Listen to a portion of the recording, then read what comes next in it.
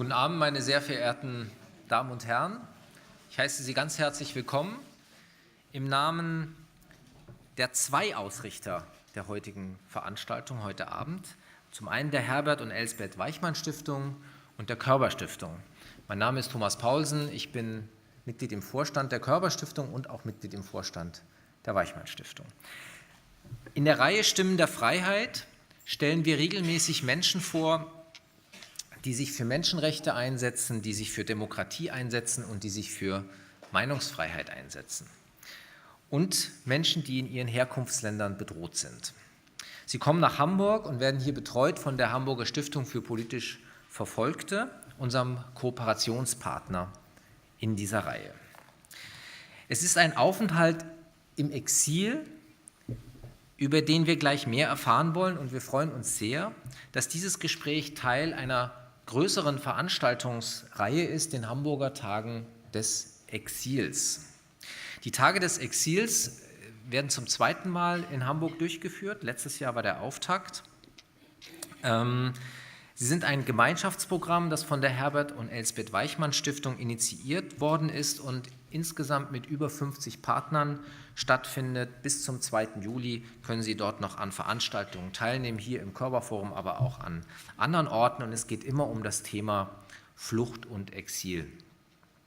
Dazu zählt natürlich auch der Blick auf die Situation in Ländern, in denen Demokratie und Menschenrechte unter Beschuss stehen. Und das ist in dem Land, um dem es heute geht, im wörtlichen Sinne der Fall. Kann man ganz wörtlich nehmen. Denn im Frühjahr 2014 ist der Krieg wieder zurückgekehrt nach Europa. Die proeuropäischen Demonstrationen auf dem Kiewer Maidan-Platz, die im Februar zur Absetzung des ehemaligen Präsidenten Janukowitsch geführt hatten, ließen vor etwas mehr als 3 Jahren hoffen auf einen mutigen, demokratischen und hoffnungsfrohen Neubeginn in der Ukraine. Doch nur kurze Zeit später, im März 2014, annektierte Russland nach einem völkerrechtswidrigen Referendum die zuvor ukrainische Halbinsel Krim. Das kennen Sie alles aus der Presse. Prorussische Separatistenmilizen riefen daraufhin die Volksrepubliken Luhansk und Donezk aus.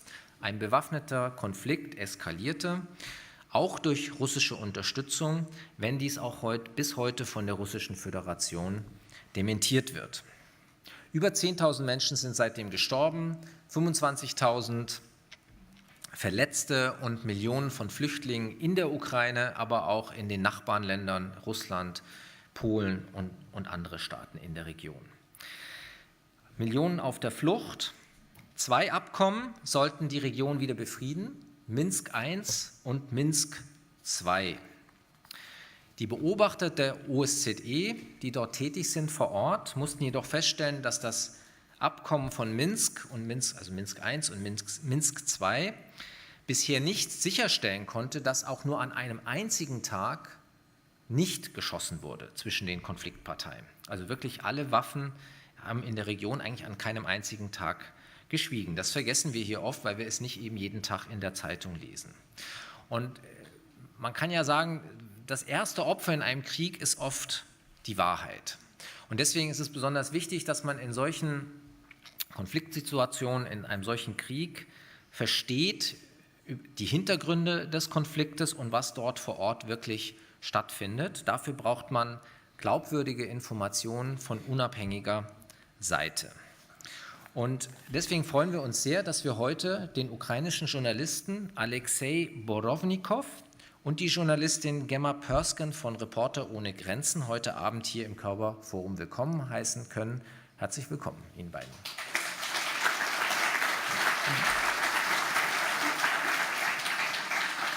Das Gespräch wird moderiert von Wolfgang Krach, Chefredakteur der Süddeutschen Zeitung, unserem Kooperationspartner in dieser Reihe, Stimmen der Freiheit, den ich ebenfalls ganz herzlich begrüße.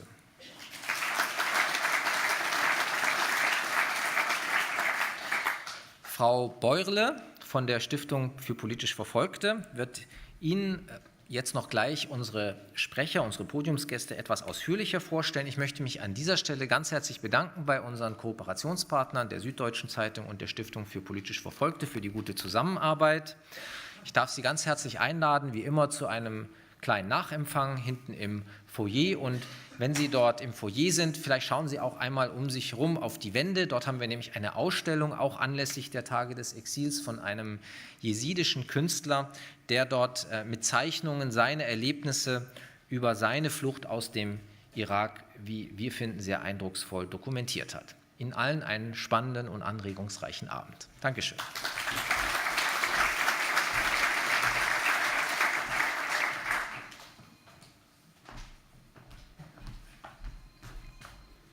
Ein Handy höre ich.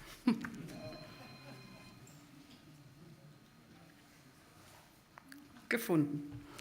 Guten Abend, lieber Herr Dr. Pausen, lieber Sven, lieber Wolfgang Krach, lieber Aleksei, natürlich liebe Gemma, liebe Gäste. Herr Dr. Pausen hat mich ja schon eingeführt. Ich bin Martina Bäuerle und arbeite seit 26 Jahren in der Hamburger Stiftung für politisch Verfolgte. Lange Zeit. Die Zusammenarbeit mit der Herbert und Elsbeth Weichmann und Körber-Stiftung finde ich ein sehr schönes und erprobtes Format unter dem Motto Stimmen für die Freiheit. Und heute sogar in der Veranstaltungsreihe, wie schon erwähnt, Tage des Exils eingebettet. Ich habe jetzt die Aufgabe, Ihnen die beiden Journalisten und Kenner Osteuropas vorzustellen, die hier gleich mit Wolfgang Krach diskutieren werden. Das ist zunächst einmal Aleksei Bobrovnikov. Er ist in der Ukraine ein angesehener und preisgekrönter Fernsehjournalist. Er arbeitete für verschiedene Sender und berichtete auch von der Krim über die kleinen grünen Männer, wie er immer gerne sagt, bis er sich für die Falschen interessierte. Die Falschen, das waren für einen investigativen Reporter wie Aleksei natürlich die richtigen für eine Recherche. Er interessierte sich für Männer in ukrainischer Uniform im Kriegsgebiet des Donbass. Männer, die entdeckt hatten, wie sich der schmale Sold eines Soldaten mit Gold, Waffen und Drogenschmuggeln doch gut aufbessern lässt, die dann gemeinsam mit den von Russland unterstützten Separatisten arbeiten. Aleksei interessierte sich ebenfalls für die Männer aus dem Geheimdienst und aus der Politik, die mit den Uniformierten beider Seiten illegale Geschäfte betreiben. Und erst recht, nachdem einer seiner Informanten nach dem anderen ermordet wurde, wollte Aleksei diese finstere Geschichte veröffentlichen.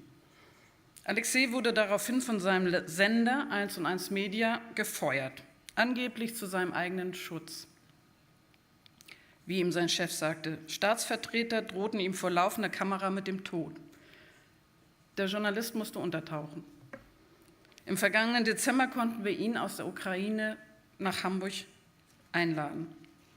Das ist nicht die Ukraine, für die ich auf dem Maidan demonstrierte, sagte er uns, als er angekommen war in Hamburg. Auch über diese Wochen des zivilen Aufstands und den Verlust der Halbinsel werden Aleksei und Gemma sicher einiges zu berichten haben. Mit Aleksei wird Gemma Pörzgen heute diskutieren. Seit Jahren kenne ich Gemma als eine ausgewiesene Kennerin von Russland und Osteuropa. Immer wenn ich Fragen zu Russland und den Gussstaaten habe, ist sie meine erste Ansprechpartnerin. Gemma spricht fließend Russisch, kein Wunder, denn sie ist viele Jahre in Moskau aufgewachsen. Als freie Journalistin mit Sitz in Berlin verfolgt sie die Entwicklung in Russland und die regionale Machtpolitik von Wladimir Putin. Sie arbeitet für Deutschlandradio, Kultur, schreibt in namhaften Zeitungen und ist gefragte Beraterin für viele Thinktanks, die sich mit Entwicklungen in Osteuropa befassen. Im letzten Jahr schrieb sie den Bericht im Auftrag der Organisation Reporter ohne Grenzen, dessen Vorstandsmitglied sie ist, Ernüchterung nach dem Euromaidan, die Lage von Journalisten und Medien in der Ukraine. So haben wir heute zwei versierte Experten, die uns über die Ereignisse in den größeren Kontext setzen werden. Noch ein Wort zur Hamburger Stiftung für politisch Verfolgte. Seit 31 Jahren wirkt diese Stiftung und lädt Menschen wie Aleksei Bobrovnikov für ein Jahr ein. Die Stiftung hilft ihnen dabei, Netzwerke zu bauen, Ideen zu entwickeln und Lösungen zu finden. Die Stiftungsgäste nutzen dieses Jahr als Atempause für öffentliche Auftritte und Vorträge. Sie organisieren Ausstellungen und schreiben Artikel und Bücher. Und natürlich treffen sie sich mit Kollegen aus den Medien, aus der Politik, Wissenschaft und Kultur. Die Stiftung ist aber, um das ganz klar zu sagen, keine Flüchtlingsorganisation. Eigentlich ist sie sogar das Gegenteil.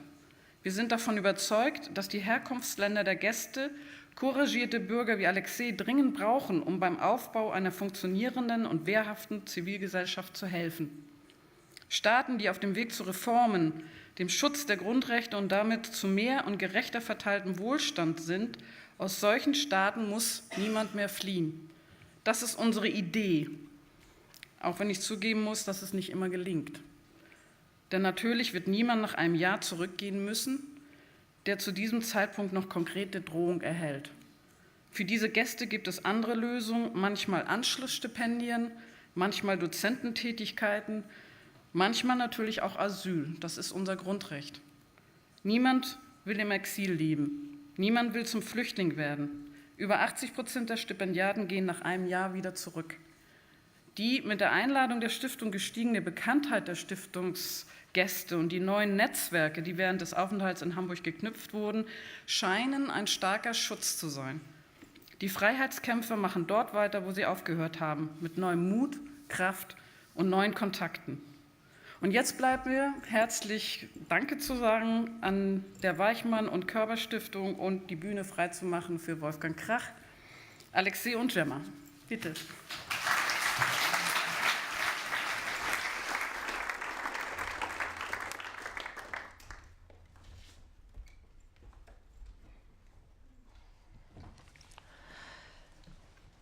Ja, meine sehr verehrten Damen und Herren, auch von mir aus nochmal herzlich willkommen. Wolfgang Krach heiße ich, komme normalerweise aus München, arbeite dort, habe aber auch lange Zeit hier in Hamburg gearbeitet, einige Jahre hier am Baumwall, beim Stern und beim Spiegel, als er noch an der Brandstwiete war und nicht an der Erikusspitze.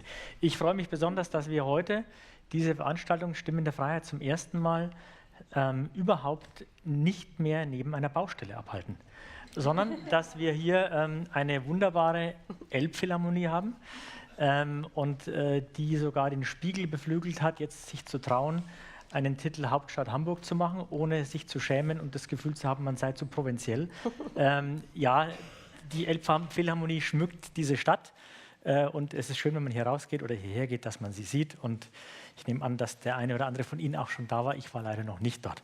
Aber jetzt reden wir nicht über die Elbphilharmonie, sondern über die Ukraine. Wir haben gesagt, dass wir den Großteil des Gesprächs nachher auf Englisch machen. Sie haben aber alle die Möglichkeit, dass es übersetzt wird, weil das für uns einfacher ist, wenn wir in einer Sprache auf der Bühne miteinander reden. Ich würde gerne anfangen mit Gemma Pörzgen.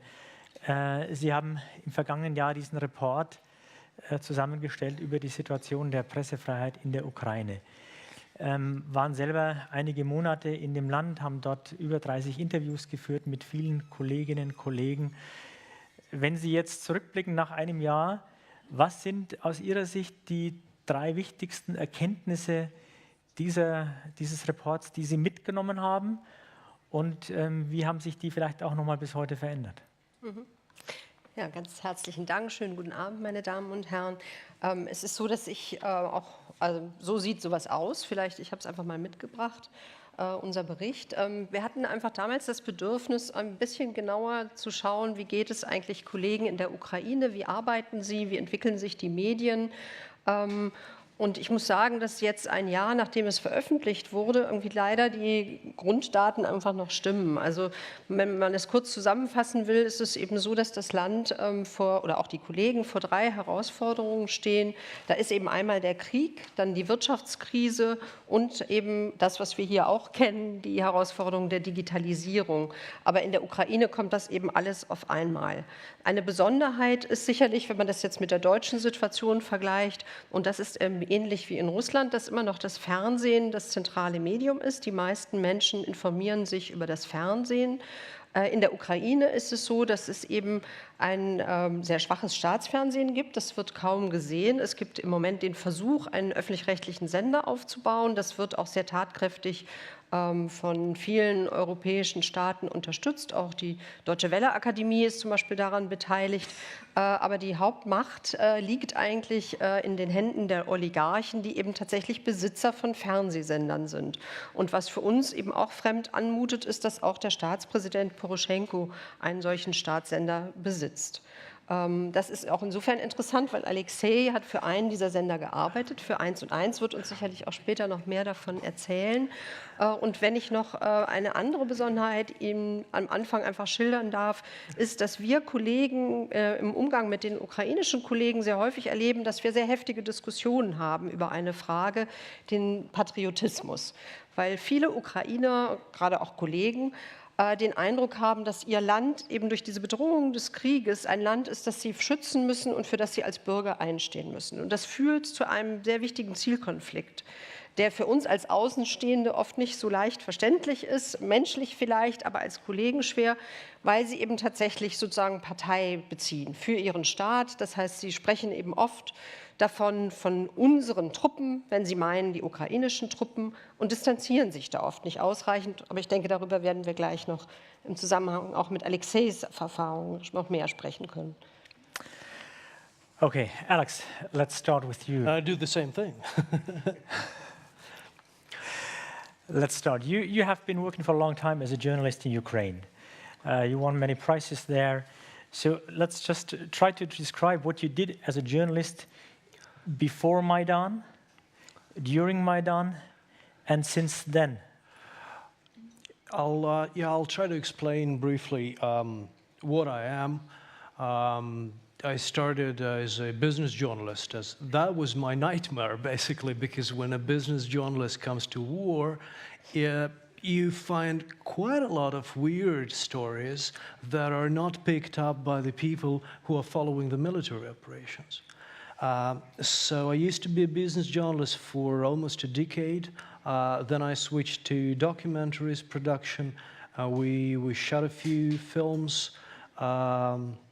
I lived in the Southern Caucasus for a while, writing on ethnography and the local traditions and local religious atrocities, and that was a different part of my life. But then I came back home just a few months before the Maidan, and this was a happy time because indeed it looked like a chance for a new start. In the last months before Maidan, Mr. Yanukovych, the former president, was trying to grab every media under his control. And indeed, he succeeded in that. And the business outlets, the business media just ceased to exist in Ukraine.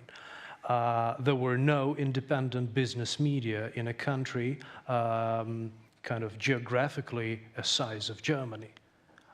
No single big business outlet that is independent. Consider this. And this what Yanukovych did. And it was not that noticed in the worldwide press and even in the mainstream journalism in Ukraine, because the general news and the political news, they are somehow a bit separated from that reality, and the serious business research was not done. But it was how it was. And for me, Maidan, it was a thing that could help us to regain, the journalists, regain the control on media.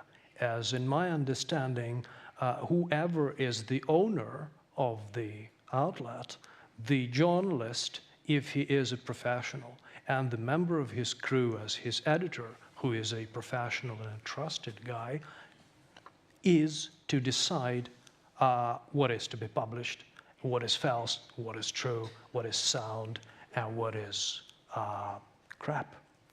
But this situation has ceased to exist in Ukraine. So for me and for most of us, the journalists, Maidan was a matter of survival of our profession. And indeed, it helped to regain the control, or it seemed that it helped. So briefly speaking, that's how it was. at that period of time. Then we all know that the Green Man came to Crimea. That was interesting. It was not really it was covered worldwide. It was covered in Germany. I trust it was pretty well advertised all over the world. But lots of the stories remain untold. And this is how the war has started. And then, as a former business reporter, I still I started to cover the warfare, but I was looking at it at a bit different angle. And when I was looking at a map, I was looking at the demarcation line in a bit different way than most of the other people. I was not searching for the military operation. I was searching for who was in control, subconsciously. And it led me to the point when the story had turned out bad. So that's how it started. So you, after Maidan and after Crimea was annexed by Russia, you were covering the so-called gray zone. Could you please explain what does this mean? What's the gray zone in Ukraine? And that was this beautiful announcement, this beautiful kind of foreword by one of our colleagues, which basically described the situation in a very smart, in a very correct way. So yes, indeed, we had two Minsk negotiations. We had two kind of big events happening in Minsk or elsewhere. The so-called peace talks. But the thing is that this peace talks has interestingly provoked a stalemate where both parties were not allowed to take any serious action. Both parties were not allowed to go further, to cross the line. And this demarcation line that was kind of theoretically drawn in Minsk was in fact has in fact been drawn on the spot. It happened in Mariupol, which is southern Ukraine. I've been there. I got an interesting call. I got a whistleblower in the military there. I gave him a call asking, where are these guys who are redrawing the map of my country? Of course, I put the question in a different way. I was not putting it that serious, it was not so grave. I just said, hey, where are those guys with a map? I said, well, don't you know they're based on one little hotel here and they're at work. So I arrived there. It was interesting because I've seen what I wanted to see. I saw Ukrainian military from the Ukrainian head of staff, the Russian military with the Russian insignia that were drawing this demarcation line on a map, like physically. So I was seeing the process of my own country being teared up by the politicians and then the military according to the Minsk agreements. But the gray zone is that place in between the separatists, the terrorist control, as we call them, because we honestly have a right to do so, as there are a lot of terrorist attacks being performed on the front line as well. The Russian control, the FSB, the former KGB controlled lands, and the Ukrainian lands, and in between that, due to the stalemate that Ukraine has, for years now, a huge amount of dirty business was happening. A huge amount of I would call it a shadow trading. We call it smuggling. De jure, this is not smuggling because this is still Ukraine, though de facto it is, as this is a zone that is not controlled by Ukrainian government, but with the cheap prices for bribing the parties there, as the military, who has never ever seen Ukrainian military, was basically in a situation of a people in a labor camp. And so they were receiving bribes for crossing the border, and the cash they have received, they have never seen it in their lives. So it was a prospering business of smuggling and trafficking with lots sorts of goods, and Ms. Boyarlech has just mentioned that. It was a lot of different kind of goods, including gold and silver works, food, drugs, alcohol, weaponry, everything. And this kind of thing was happening there in the gray zone. This was what my investigation was about. Okay. Gemma, when you filed the report on the situation in Ukraine, you had no opportunity to go to Donbass and of course to Crimea and to ask journalists there. So how many of the journalists in Ukraine do the same thing that Alex is doing? So how many of them go to the gray zone, go to the Donbass and investigate there? And what do all the others do? I have to say that this report was actually only referring to the territory which belongs actually to the government of Ukraine and which is controlled by the government of Ukraine, because one has to say that it's very difficult to do a research like this in the Donbass or even on the Crimea, and we decided to have a look on the place where Ukraine has the control and where really something can be done as well, because we also wanted to show that there are really very good developments. And I mean, there you meet a lot of journalists who actually do this very important and very dangerous and difficult investigation work, which Aleksei does as well, because as in every war, you have a lot of dirt coming up, and there are not so many courageous people actually going into this and trying to dig it up. And especially in Ukraine, it's very difficult to do a story like this, like Aleksei did, because, as I said, there is a patriotic atmosphere. So people want actually to be solidaric with their country, with their troops. And it makes it psychologically very difficult for journalists to dig into stories like this, where you see that there are even Ukrainian militaries involved, even politicians involved, and where you open up this huge problem of Ukrainian corruption, which is there, but you see that a lot of people would like to hide these things at the moment because they feel attacked as a country, as citizens.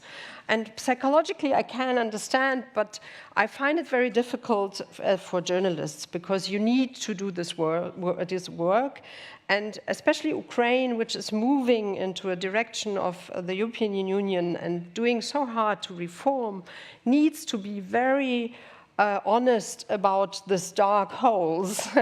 Aleksei is actually digging in and having a look, and therefore his example is actually quite shocking, because he had to leave his country. I mean, he couldn't stay because he was not protected by his state. So, Alex, would you share this side? I mean, that it's. I understand that this patriotism. I can understand when you live in a country like Ukraine as a citizen, and you feel under the pressure of the big neighbor Russia, and you feel threatened, you feel attacked. So is this feeling and this patriotism an obstacle for journalists in Ukraine, according to your own perception, to their work? I mean, does this prevent journalists from doing their job as they should do it?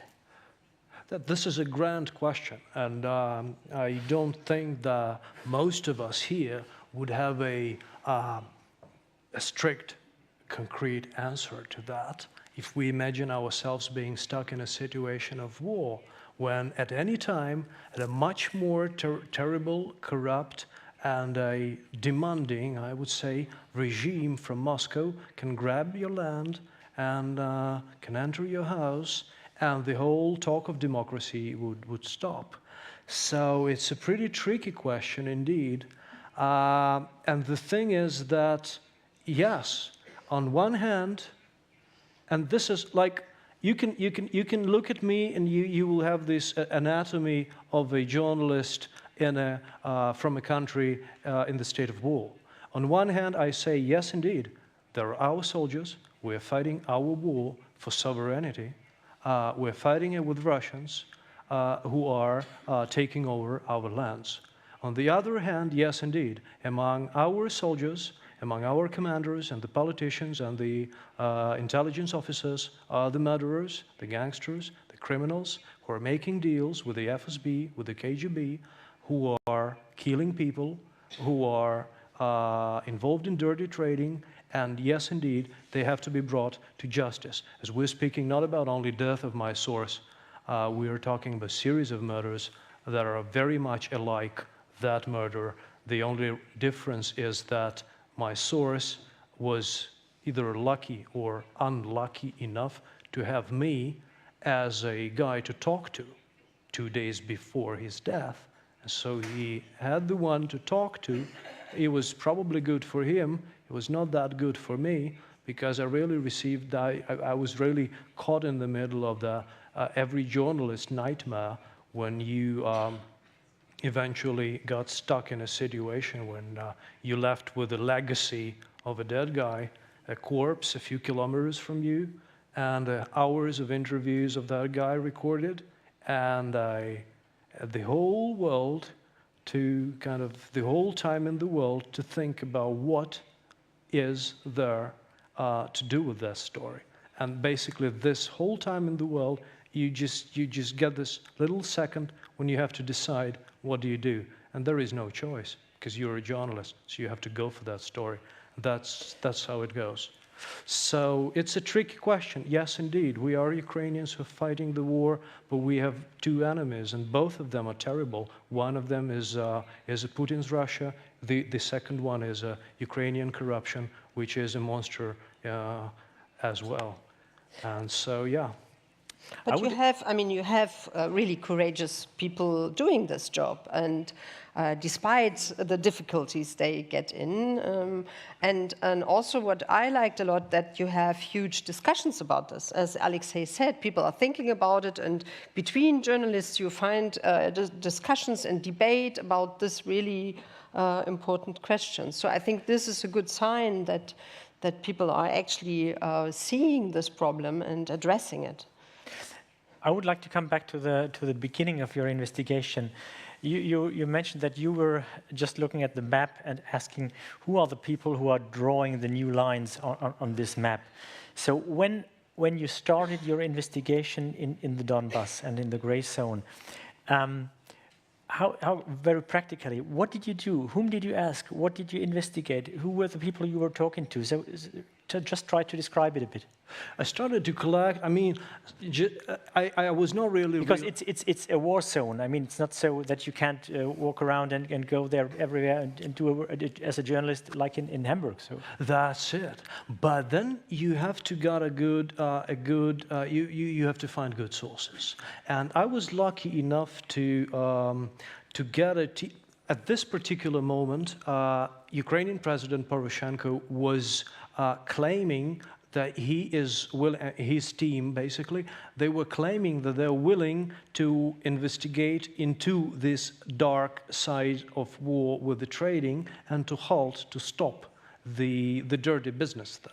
And they hired a few volunteers. The guys, some of them have been in the military, some of them have not, but those were the people who were willing to do these investigations on the front line. And the interesting thing was that they were independent from any law enforcement or military or paramilitary structure there. So they were traveling on their own, acting upon the presidential orders. And these guys were basically, it was more like a team of journalists than anything else. So we started to work with those guys, and one of them was Andrei Galushenko, a former military, a former businessman before the Maidan, the guy who was eventually, I was digging into his story after his death, and I was really shocked by the personality of this fellow, because in Ukraine, which was well known for being a haven for digital piracy and things like that. The guy launching his own business was never ever using the pirate programs for that. It's okay here in Hamburg. In Ukraine, in Yanukovych time, he looked like a weirdie indeed. And so one of these guys was very helpful, and this is the thing how it started for me. I started talking to him. We talked for a few days. We traveled on the front line.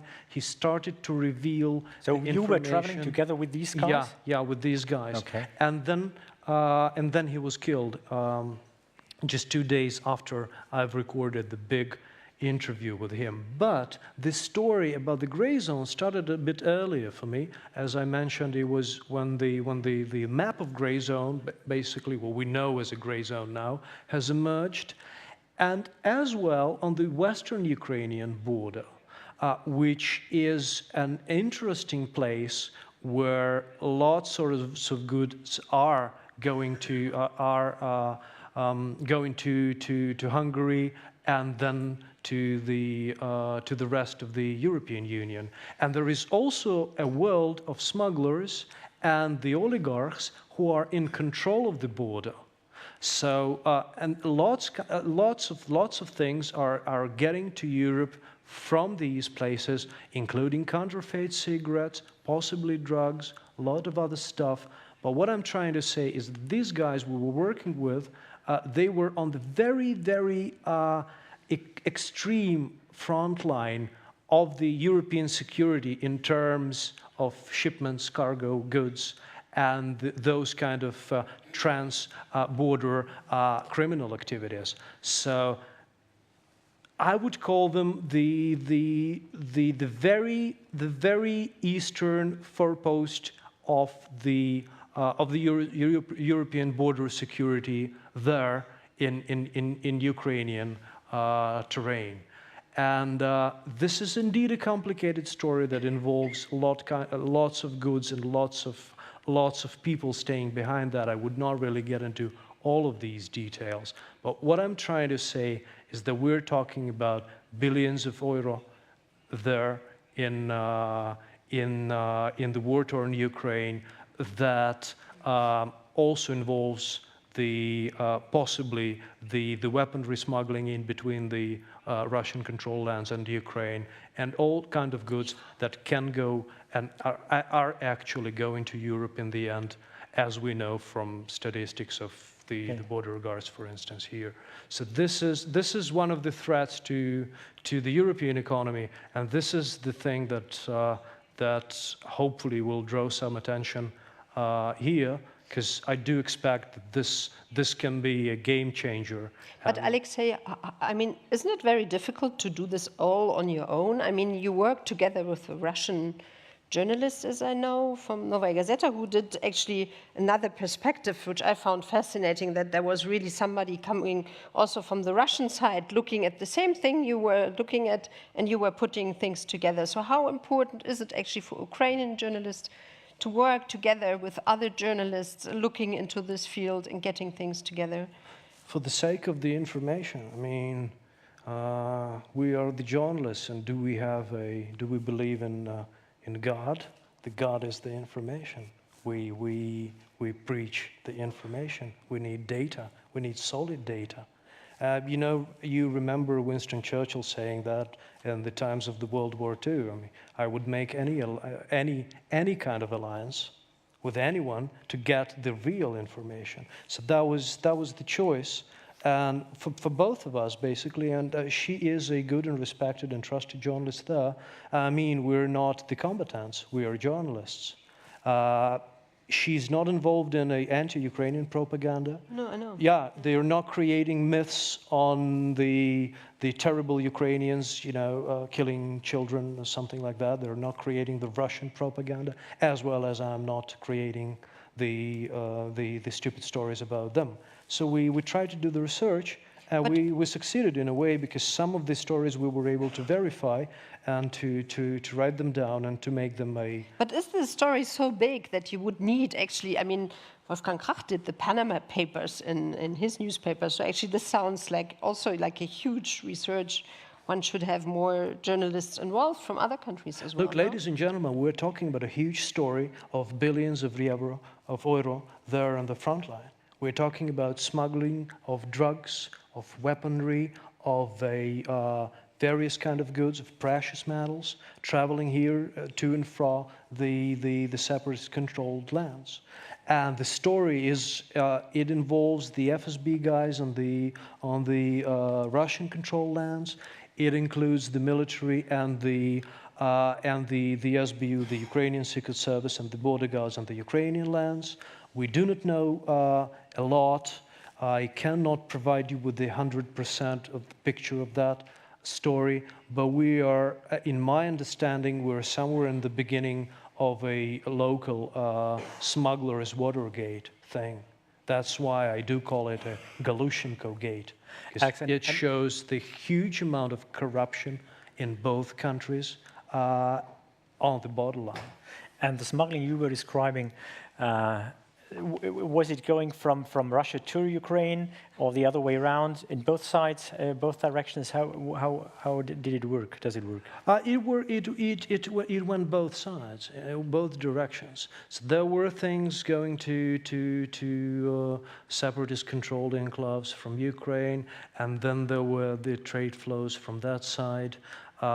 It was basically the place we're talking about, deprived of any kind of law enforcement, serious rule of law, has become a heaven to all sorts of businesses there without any, it's a law-free and a tax-free zone, a supermarket for all sort of goods. So this is the way Russia basically behaves on the former Soviet Union.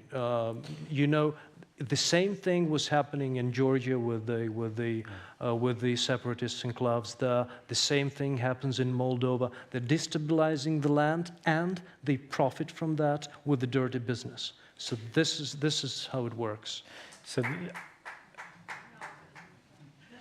the most horrible thing you can go through as an investigative reporter is that your source is killed.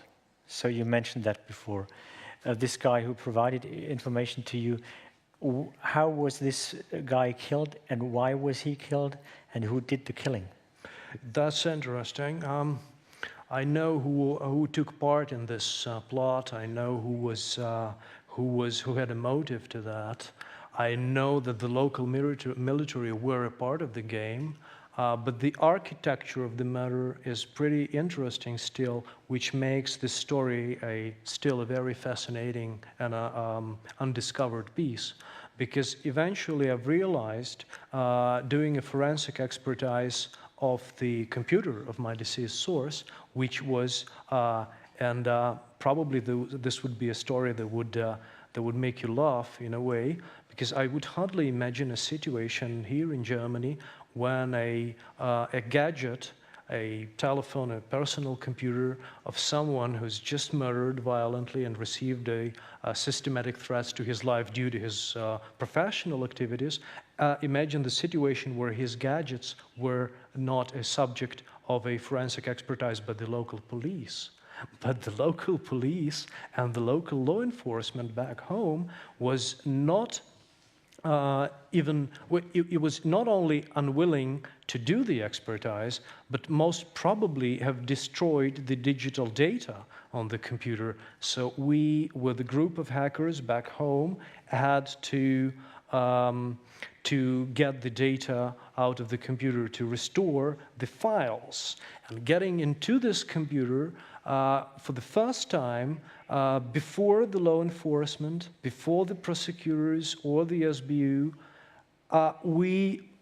after they destroyed the data, I'm not sure who exactly destroyed the data. It may have been police, it may have been the intelligence, but nevertheless, We got there and we realized that we are talking about much bigger story, because the guy was also digging into a series of murders in the other regiment that was also operating on the front line. So the story turned out to be not only a story of a murder of my source, but a story of his own investigation into the other series of murders that happened on the front line and that he was trying to investigate. So this is a thing that led us to a huge series of murders that was connected to the smuggling, trafficking, and the various malicious dealings there on the front line.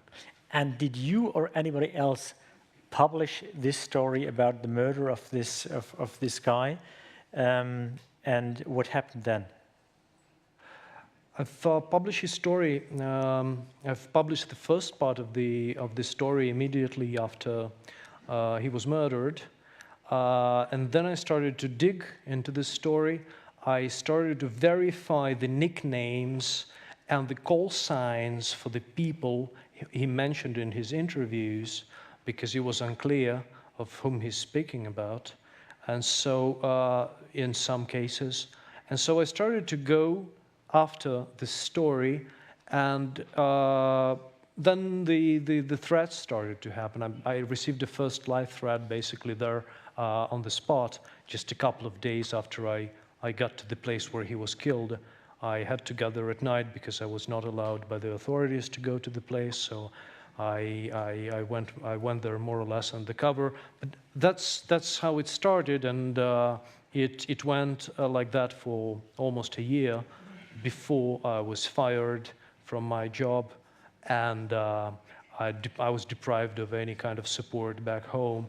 And as the life threats persisted, I've realized that I'm no more a hunter for the information, but I myself am hunted. And so I started desperately to look for some international support. I was writing dozens of letters to lots of organizations throughout the world. Most of them were silent. The Prague office of Radio Liberty has suggested that I contact the authorities in the Russian Federation, which was weird. It probably was a joke, but at that time I was not really in good humor to understand this kind of joke.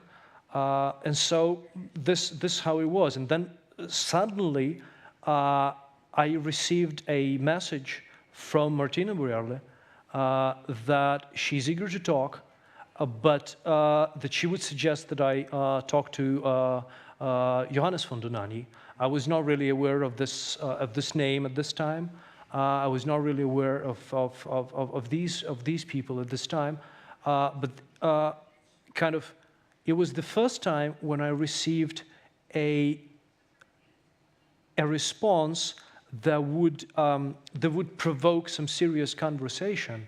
That was not merely a yes or no answer, not merely a response asking for some more details, but it was a serious conversation that was starting, and that was probably the most emotional moment for me, because for months I have no one to speak to, because I was hiding the details of my work back home. I didn't want to put my mom in danger, and some people who were close to me, I was not really showing them that I'm still after the story, and so on and so forth. So eventually I got someone to talk to, and poor Martina and Johannes, they had to listen to all this kind of talk for months. They still listen to it. They are pretty allergic to that, but they still do. And luckily, I've published sort of most of the stuff that I had to do immediately after I fled, including the data from the gadget of my deceased source that showed how big the story is. Gemma, you follow the situation in Ukraine, and how did the authorities react on what Alex did, and how did the other colleagues in other media outlets react on what he did? Actually, when we heard about your case, we have a partner organization, the Media Institute in Kiev, and we contacted them. They are always our first source actually to ask.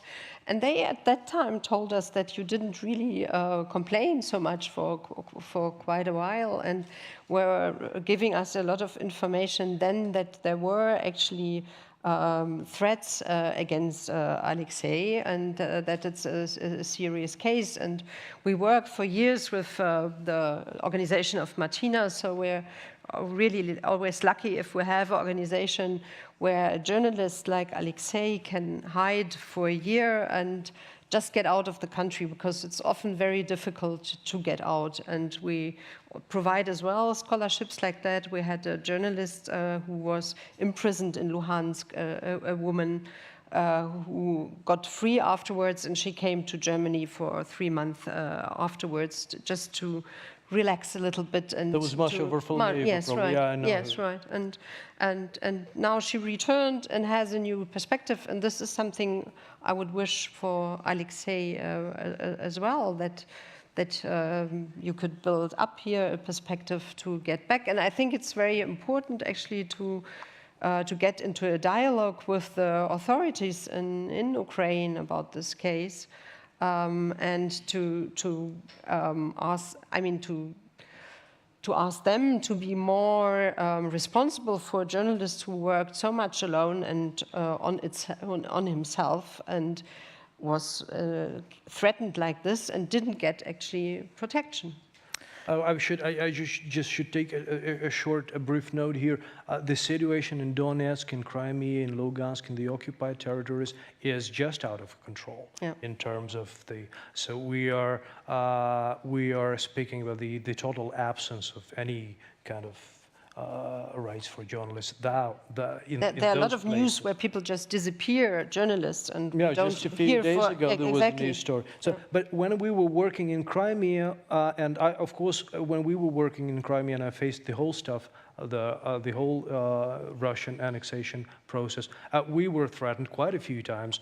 We were the driver of the car was bitten, and then we kind of there were a lot of things like that. But we always had a chance to we could cross this demarcation line and go back to Ukraine, and so we were secure from the Russian occupied from the Russian occupants.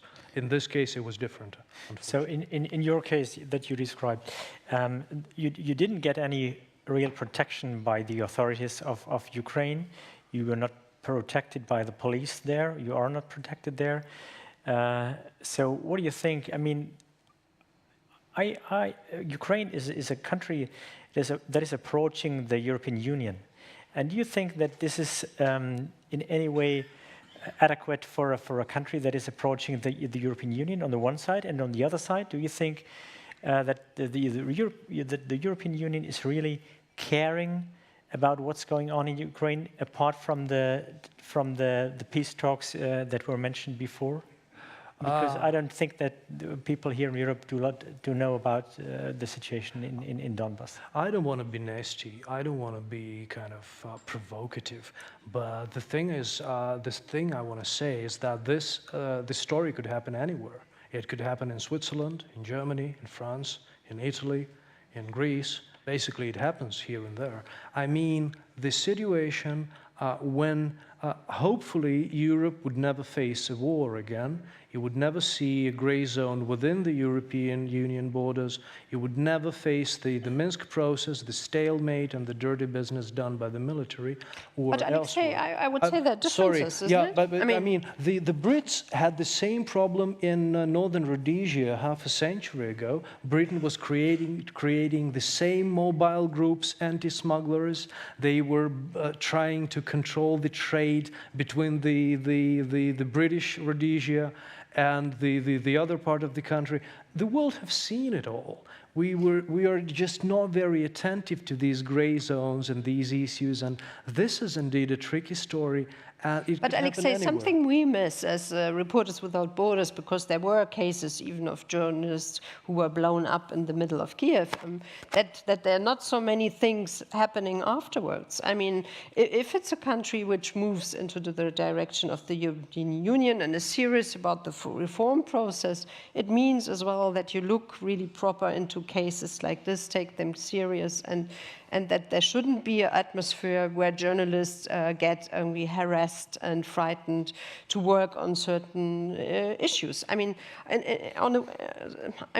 it's understandable that the country is in war and that things are difficult, but I sometimes have the feeling that this atmosphere goes too far. And I would like to say something as well about the attention Ukraine gets, because this is something I, as a journalist here in Germany, get really angry on, because we don't read a lot about Ukraine. I mean, it's almost forgotten. We had huge debates some years ago about this whole conflict, but now we don't see a lot of stories. And even in your fabulous newspaper, you have a great journalist, Katrin Karlweit, based in Vienna, but she is very busy with stories in Austria itself and in Hungary, so she doesn't have the time to travel to Ukraine. And I personally find as a journalist that we as German media didn't take extra responsibility enough to cover a war which is in the middle of Europe.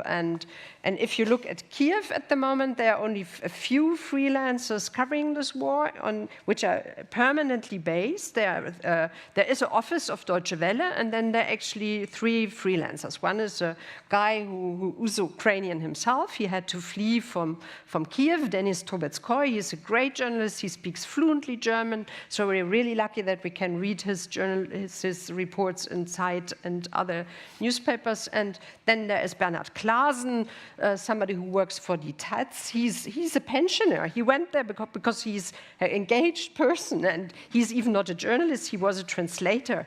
And I sometimes don't really understand why we don't have more journalists being in Kiev, covering this conflict, traveling more to Donbass, and we all should pay more attention.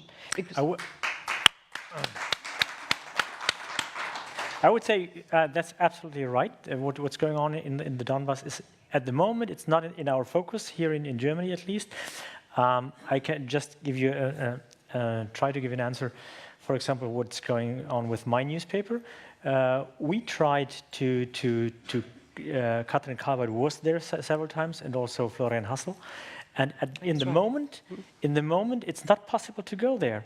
It's just if you don't want to risk your life, you need a visa from the so-called government of the Donbass, from the separatists.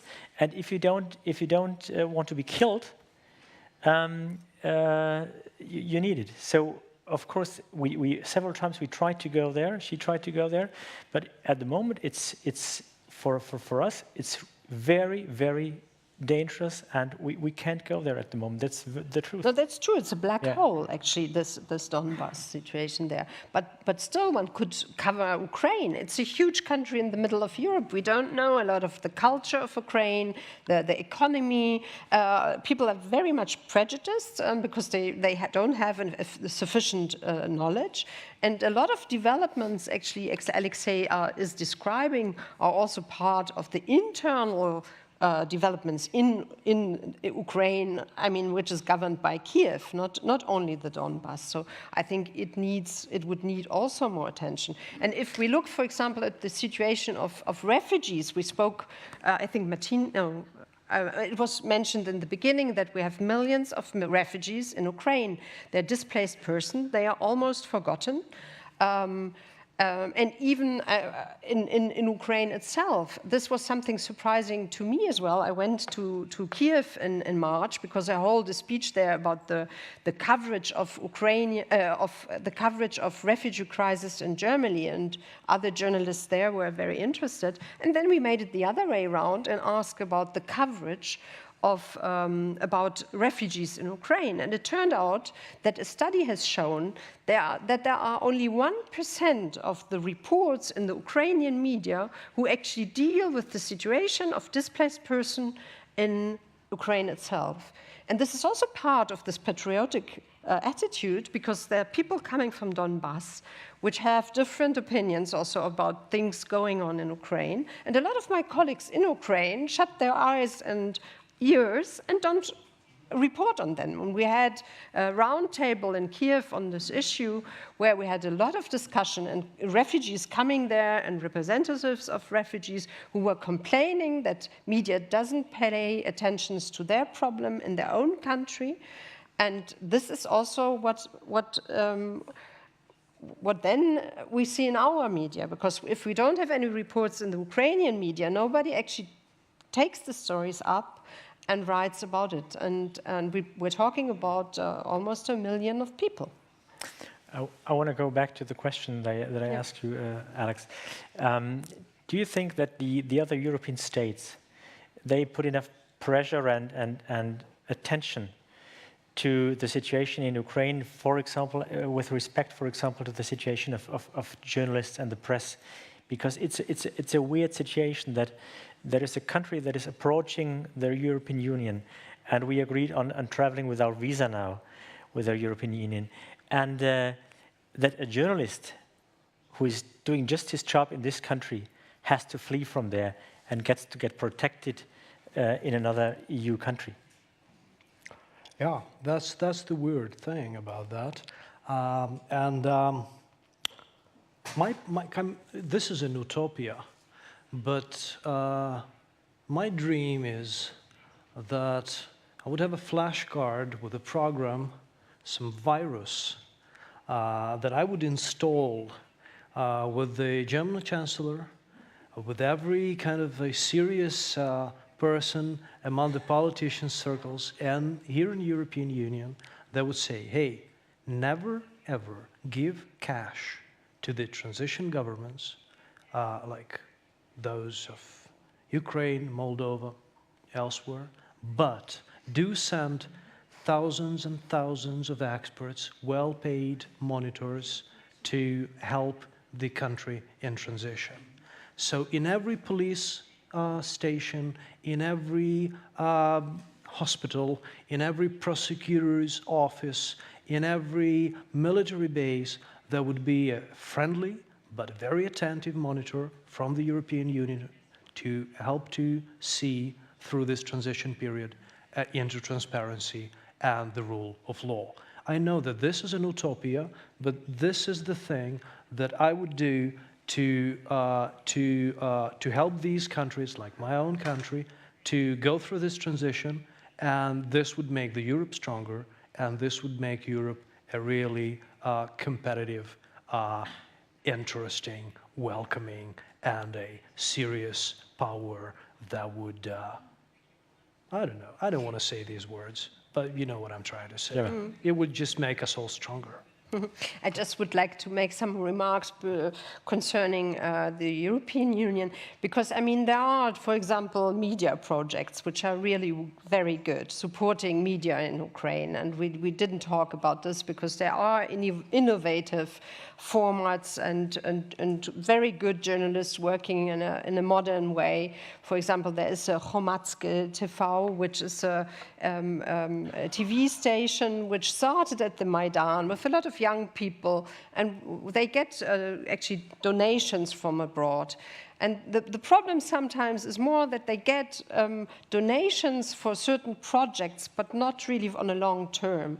And we have a situation in Ukraine where you need a longer opportunity to develop a media sphere under these difficult conditions which I described in the beginning. And sometimes one wishes that these donations will last, because I'm afraid sometimes, because we have less attention to the situation in Ukraine, that a lot of donors could say, okay, that's it, and we stop our donations. And I think they should last for a longer time to give, especially young journalists, the opportunity to develop in modern media projects. And if you look at you have very good little media organizations which do really a very good job. Gemma, you mentioned in the very beginning the media structure in Ukraine that is quite unusual with when you regard with German eyes. TV is the most important information source in Ukraine, and most or all the TV stations are owned by oligarchs. This is very strange to a German because we have the public TV, we have, but I couldn't imagine that, for example, we should have a BMW TV or Mercedes TV or Siemens TV or something like that. But we had Kirch, I mean. No? Pardon? We had Kirch, Leo Kirch. Yes, but it's a bit different, I would say, than from what's going on in Ukraine. I just want to know, Alex, you were working with one of these media stations, 1&1, and you were fired there. But what does it mean for the freedom of coverage, for the freedom inside such a media outlet? Could you work freely, or did the oligarchs sometimes call the editor-in-chief or call you or interfere with anything? Well, it depends on the way you're treated, and it depends on the way you on your reputation. So. Unfortunately, I haven't received an offer for a bribe in decades because I have refused first time in the end of the 90s. So I basically, even if I wanted to become a corrupt journalist, it would just not be possible because I already have a reputation for being something else, to say the least. But the thing is that in Ukraine, this is a pretty weird thing, and sometimes it's not even a matter of a compromise in some broader issues, but sometimes, yes, indeed, you do have to compromise, and this is terrible because, well, let's say Mr. Poroshenko, the Ukrainian president, who is also one of the owners of the media, he is an owner of one of the TV channels there, and he still pays, we call it a salary in the envelope. So this is a black cash, and the salary on the media owned by the Ukrainian president is still paid in black cash in the envelope. After the Maidan and everything. And in these terms, the media owned by other oligarchs, for instance, Kolomoisky, Pinchuk, and Akhmetov, is a bit more transparent because it does not, in my understanding, I'm not a monitor of all these financial transactions in the media, but in my information, it's a bit more transparent. So it's interesting. But working for the media belonging to an oligarch, you always have to be very careful with checking your story before the publication. Because once in a while, you can notice that some paragraph or a line is twisted or is changed by someone, and this is probably your editor or the editor-in-chief of the media who may have received a call from the owner. And the thing is that when this change is critical to the story, and this is not just, I don't know, a color of a shoelace on a president's wife, something really not important, but when it comes to some serious line that disappears from your story, then you make a choice whether you want to fight or you leave it like that. And the thing is that once in a while, you have to, when you realize that the change that was made is really important, you have to change it back. And so that the story would be broadcasted in a way that is kind of fulfilling your aspiration for the reality of this story. And so this is you have to be very attentive, and there are no friends. But perhaps not to get a totally wrong picture of what is going on in Ukraine, because there is an effort and reforms. I mean, there was a law done on media ownership, for example, which was welcomed by the international community in Ukraine.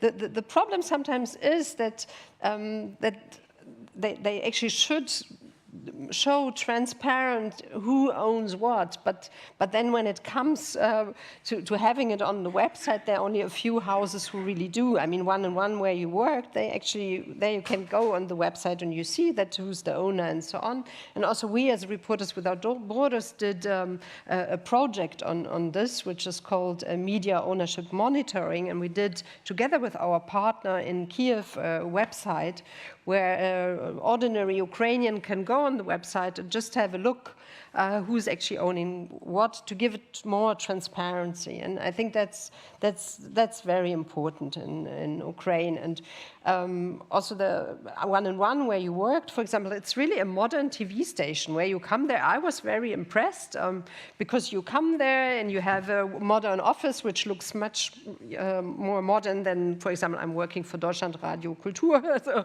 So I was really impressed because it's a modern building, it's totally new equipment. You see there is a lot of money. So in a sense, it's for a lot of journalists working there, they feel quite good with having an oligarch paying all this because they are really on the state of the art. Yeah? So they're doing modern journalism. The problem is on the other side that the oligarchs are fighting between themselves, and especially in times before elections, you see that their political games getting heated up, and they're actually playing games with these instruments of the media. So at the moment, they try in Ukraine to build up a public radio and TV station, but it's a long way to go because they had a huge state TV, which I think there were 9,000 people working there. They are all on a contract, so it's not easy, for example, to get them out of their jobs. Their developments, we know a little bit about the GDR. When we were reunified, there were also very difficult decisions made to restructure this kind of institutions. So there is still a long way to go, but there are attempts in Ukraine actually to restructure the media sphere. And if you compare it to Russia, you have much more freedom still. Not mentioned, I mean, we mentioned a lot of problems, but I think one shouldn't get a totally wrong picture. A lot of journalists are free to work on certain stories. They have interesting media. So it's a very contradictory picture, actually. I would like to open the discussion for the last 15 minutes to the audience so that you can also ask questions. But one last question to you, Alex. You're here now. You have been living in Hamburg for half a year. Your family is still in Ukraine. How do they live? How are you in touch with your friends and your family in Ukraine there? That's a good question. A combination of a expectation, nostalgia, and a bit of uneasiness about that. I'll probably get my mom to Caucasus, so there she would stay at the Black Sea, but on the other side. And yeah, I mean, I'm in constant touch with my sources back home. We're still trying to dig something out of the story. Some new details emerge. Hopefully, we're gonna get it to the end. That's it. Okay, so I would. You have the opportunity to ask. Okay, then, yeah.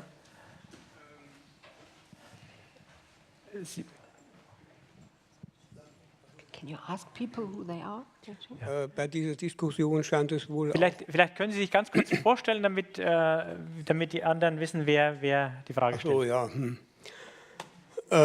Wolfgang Werner, ich war mal bei der UNO im 6-Tage-Krieg oder danach auch mal und habe ähnliche Situationen kennengelernt. Die Frage ist, bei all dem geht es um Einflüsse. Mit welchen, sagen wir mal, Angeboten oder welchen Abhängigkeiten zwischen Russland und Ukraine könnte man sozusagen ein Patt erreichen? Sprich zum Beispiel Handelsbeziehungen und so weiter. Und auch war doch mal die Rede von einer Gasleitung nach Europa. entlang oder nahe der Ukraine.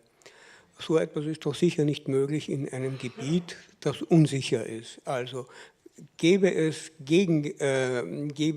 etwas, wo Russland und Europa miteinander in eine Handelsbeziehung kommen, die allerdings voraussetzt, dass diese Grenzregionen militärisch ruhig sind. Also so etwas, ein Gegenspiel starten.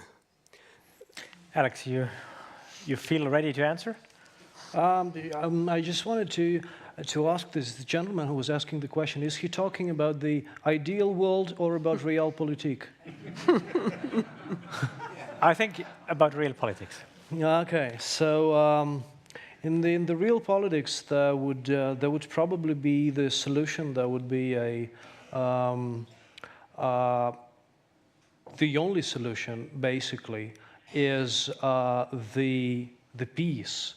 But the peace is the thing that can be established only after rule of law will get in force. And so I see no solution before Ukraine will get back to its borders, as otherwise the European security would be in danger for the rest of the time. And so this is the first thing to be done, and then afterwards any kind of business with any kind of partner in this region would be a most kind of expected thing to do. I'm saying this as a Ukrainian, but as a European as well, because we are Europe in terms of the very logic of the place which Ukraine is. So you were talking about the pipeline. The pipeline is still there. Just Russia plays the games with the pipeline, but the pipeline is there. And of course, there is no at this particular time we're not talking about any kind of secure and free deals in the regions, because they are all kind of rogue and dangerous, to say the least. And until there is peace, you could not do business with Crimea. You could not invest in the industrial regions of Ukraine, and as well, you would not expect the Russians to follow their commitments. So I think that in this case we have to make up this combination of the realpolitik and the rule of law. Okay. Hier vorne. Ja. Ich habe das Mikrofon jetzt. Ja, okay, Nee, also mein Name ist... Waren Sie zuerst hinten? Ja. Okay, dann erst da hinten, dann hier vorne. Okay. Okay. Kann ich so? Machen Sie beide und dann können wir vielleicht beide Fragen zusammennehmen. Ja, also ich habe eine Folgefrage. Also mein Name ist Katrin McLean und es geht auch um die Verständigung, und zwar erstmal in dem Sinne, es wurde ja gesagt, wir können keine Nachrichten aus dem Donbass bekommen. Dem würde ich jetzt mal entschieden widersprechen, weil es gibt ja zumindest einen freiberuflichen deutschen Journalisten, der im Donbass ist, Marc Barthel-May, haben Sie vielleicht schon von gehört, der ja in unseren Medien auch schon mehr oder weniger vorgeführt wurde, der aber sehr nah dran ist, auch an den Leuten, sehr stark von ihnen berichtet. Außerdem waren die linken Abgeordneten Wolfgang Gerke und Andrei Hunko im Donbass, haben einen langen Bericht geschrieben, der auch nie in unseren Medien aufgetaucht ist. Diese Berichte kenne ich alle, und sie zeigen doch zumindest, dass die Interessen im Donbass, dass das nicht nur sozusagen irgendwelche Idioten sind, die russische Interessen vertreten, sondern dass dieses Gebiet strukturell einfach eine eigene Interessenslage hat, und da würde ich mich dem nämlich anschließen.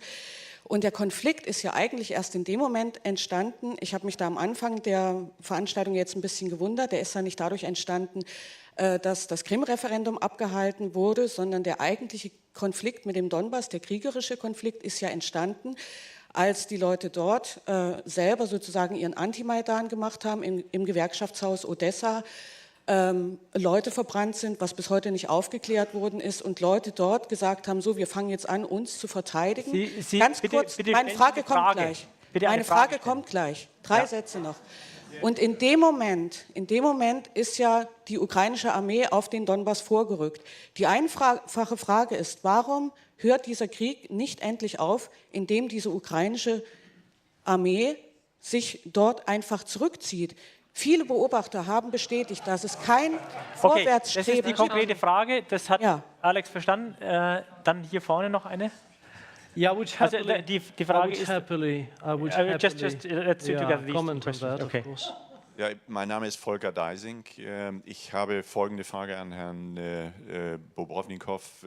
Sie hatten vorhin gesprochen von den vom Präsidenten ausgesandten Menschen, die versuchen, die Schmugglertätigkeiten in der Dark Zone zu unterbinden. Ist jetzt Herr Poroschenko machtvoll und willens, diesen Konflikt zu beenden und durchzugreifen? Oder ist er Teil des Deals, der da passiert? Okay, two very clear questions. Yeah, Alex? the one is very close to what I was speaking, but so I will start with this gentleman's question. This was yes, Poroshenko indeed had created these anti-smuggling groups, but the purpose of creating those groups was very different. In fact, it was the purpose was to re-establish the controllers, the overseers upon this dirty trade, and not to stop smuggling. But the guys there were used as a force to change these patterns of trading and to change the beneficiaries of this trade. And some of them were murdered. Among those, it was my source. And but this was the price for information on this situation. And so it's a long talk, but yes, indeed, those people were used to change the patterns, the logistics of smuggling and dirty business in Donbass. And it was still there, and it's still there by now, but for 2 years it was pretty active. Now it's a bit less intensive, though it's still there. Stradivari violin was taken from the mainland Ukraine to Donbass region 3 weeks ago, and it was traced on one of the checkpoints. What the hell? I mean, sorry, but the violin produced in 1730. I don't really think that in Donetsk there are so many lovers of classical music. Yeah. So, I mean, it's trade, and a trade in very specific goods, and so, yeah. And the first question? The first question, or rather a remark, that's a good question. I love those questions. I'm very thankful for this question. Ethnically, I'm Russian. My surname is Bobrovnikov, which means that my ancestors were beaver hunters in the northern Russia and the western northern Russia and northern Ukraine. You all remember this movie last year, Oscar-winning movie about the guy sleeping in the bear in Canada. Leonardo DiCaprio finally got his Oscar. So these were my ancestors in Ukraine and Russia. I'm Russian in my mother tongue as well. My father was from St. Petersburg. We had a big house before the Bolshevik Revolution 100 years ago. My cameraman, with whom we traveled quite a lot of times to Donbass, to Crimea, and to Europe as well, is from Sevastopol. His name is Dmitry Orlov. This is a very Russian surname. The thing is that we are Russian speakers, and the talk that was produced so often by Russian media all over the world, including Sputnik and Russia Today and all those magazines and outlets and TV stations, that the Russian population in Ukraine needs protection because we are somehow oppressed or suppressed. This is just a false statement. I'm sorry to say that, but you've been fooled by some media. Indeed, there are a lot of problems with corruption, the murders, the unresolved problems, and the uninvestigated murders, and that's the reason I'm here. So my state is far from being an ideal state, but there are no ethnical cleansing, and then there is no suppression of Russian-speaking minority or something like that. Moreover, I would say that I would not be very kind of sure about the exact statistics, about the exact sociology here, but the majority of the soldiers of the Ukrainian army deployed on the front line with Russia are as well Russian speakers. There is no suppression by Russian-speaking population there in Ukraine, and I can confirm that full-heartedly and very openly. Okay, gibt es noch eine Frage? Hier noch, nehmen wir die beiden zusammen hier vielleicht? Aber bitte Ja, Fragen und keine Co-Referate. Mein Name ist Renate Nimz-Köster. Ich bin selber Journalistin, habe fast 3 Jahrzehnte für das benachbarte Magazin hier gearbeitet und nutze meinen Ruhestand, um in der Ukraine mit Journalismusstudenten zu arbeiten, seit 2014. Unter anderem an der Universität Czernowitz und kann dem Ganzen nur einen sehr optimistischen und positiven Ausblick hinzufügen. Es sitzen dort die 20-, 21-jährigen Nachwuchsjournalisten. Es gibt eine leitende Professorin, die selber eine Arbeitsgruppe für Pressefreiheit gegründet hat. Lyubov Vassilik ist ihr Name. Die jungen Leute sind mit großer Begeisterung und auch sehr begabt dabei. Und das Gleiche kann ich auch von Workshops in Kiew sagen. Also es gibt doch Grund, optimistisch in die Zukunft zu sehen. Okay, jetzt hier vorne. Darf ich da noch? This is indeed great.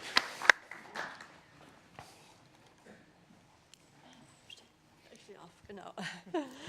Ja, also meine Frage geht einmal, was ist eigentlich mit den UN? Also ich würde ganz naiv sagen, der Krieg muss aufhören. Putins Interesse ist der Krieg. Putins Interesse ist ein Failed State Ukraine, was er auch in Georgien versucht hat, Moldawien. Was macht die UN? Könnte die UN nicht in dieser grauen Zone eine demilitarisierte Zone bauen und dort Blauhelme stationieren, damit endlich mal dieses gegenseitige Schießen aufhört? Und dann möchte ich sagen, also bitte reisen Sie in die Ukraine. Ich war jetzt 3-mal da.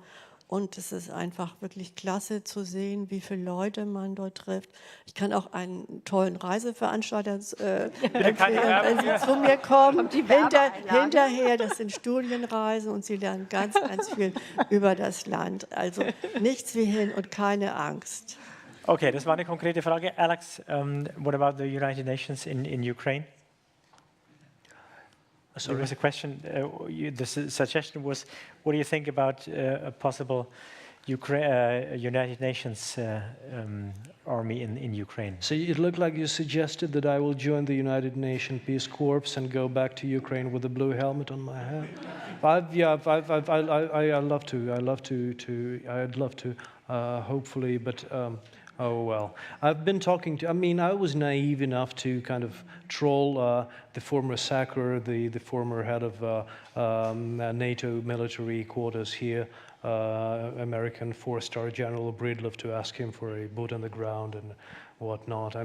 We're really trying to protect our country from the Russian aggression there. As much as any international involvement is okay. International monitors are very fine, and this is just great that the world is at least once in a while is speaking about Ukraine. No support is enough. And this is also true. But the thing is that in my ideal world that I've tried to describe a few minutes ago, I would expect Western monitors, Western journalists, and Western supported, Western financed media working in Ukraine as much as possible. But I would not encourage the European governments to give cash to the local governors. So that's different. But if you're speaking about the military forces, this is not a question to me. I'm not Philip Breedlove from the NATO headquarters. Gemma. Da Russland ja im UN-Sicherheitsrat sitzt, ist das, glaube ich, nicht so die richtige Möglichkeit. Wir haben ja auch einen OSZE-Prozess. Also dieses Minsk-Abkommen ist natürlich völlig unzureichend, aber es ist zumindest irgendwie im Moment ein gangbarer Weg, bei dem man alle Parteien irgendwie versucht, ja mit einzubeziehen. Ansonsten braucht man da, glaube ich, weiter einen langen Atem.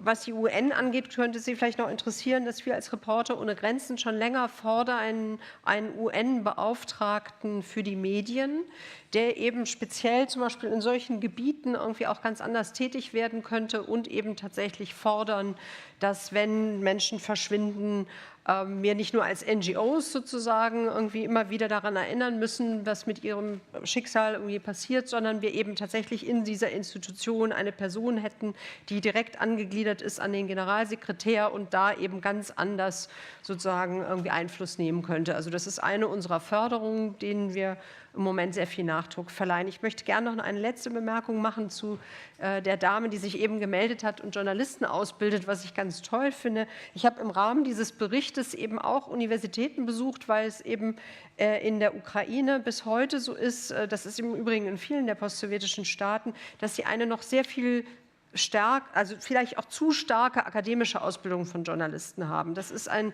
großes Problem angesichts sozusagen der Herausforderungen durch die Digitalisierung, weil unser Beruf ist in Wahrheit ein Handwerk. Und viele der Studenten, die wirklich, so wie Sie das geschildert haben, die kenne ich auch, eben sehr tolle, engagierte junge Leute irgendwie, die eben auch durch den Maidan enorm politisiert sind und engagiert, haben einfach nicht adäquate Ausbildungsmöglichkeiten, weil die gehen an die Uni und machen einen Magister in Journalismus, wo sie dann irgendwie die Geschichte des Journalismus lernen und, würde ich jetzt mal sagen, lauter so ein Quatsch, statt dass sie sozusagen einfach ganz konkret unser Handwerk lernen. Und das ist eben in der heutigen Zeit ganz stark ein multimedial geprägtes Handwerk, wo eben junge Journalisten an der Katholischen Universität in Lemberg geht das wirklich vorbildlich schon. Das ist auch ein Projekt, das von der EU und anderen auch ausländischen Gebern finanziert wird.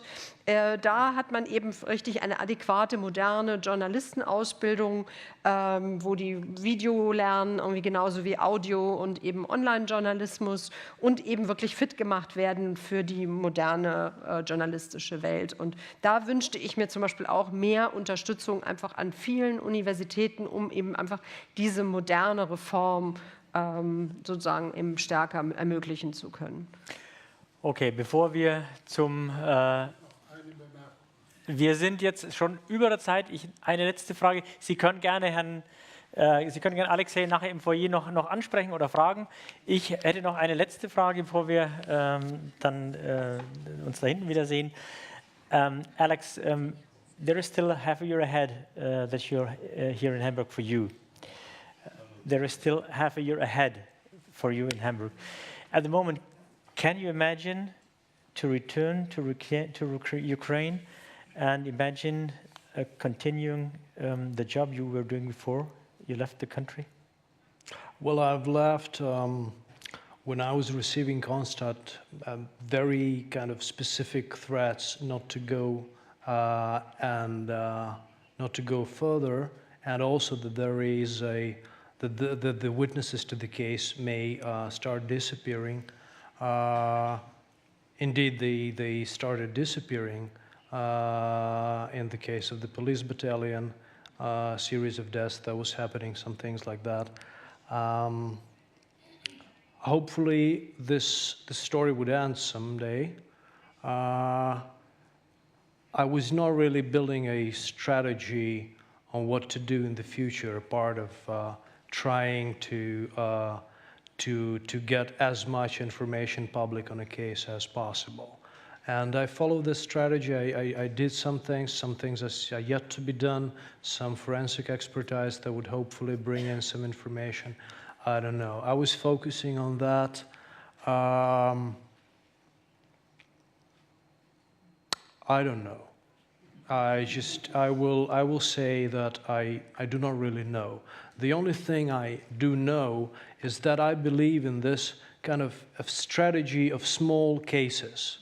I don't consider myself capable of changing the whole country or the whole law enforcement. back home or the politicians, this is crazy. Not. But I do think that if every single journalist would at least try to finish the story about the murder of his source, it would make the country of his own a bit better place. So luckily our sources are not killed every day, but when it happens, sometimes you realize that you just have to finish the story and to get those people out into the light. I just hope that we will make my country a better place by solving these little problems that actually are destroying the future and the democracy and the perspective. So I'm not trying to picture myself as any kind of a heroic reporter on the brink of his murder, trying to write a letter with his blood. Nothing of that kind. It's just the situation where you have no choice. You have the information and you have to spread it, and that's it. I mean, I was careful enough to start publishing the other stuff when I was already back here, and I thought it was smart. I don't really know what I will do in a few months. I'll keep you updated. Okay.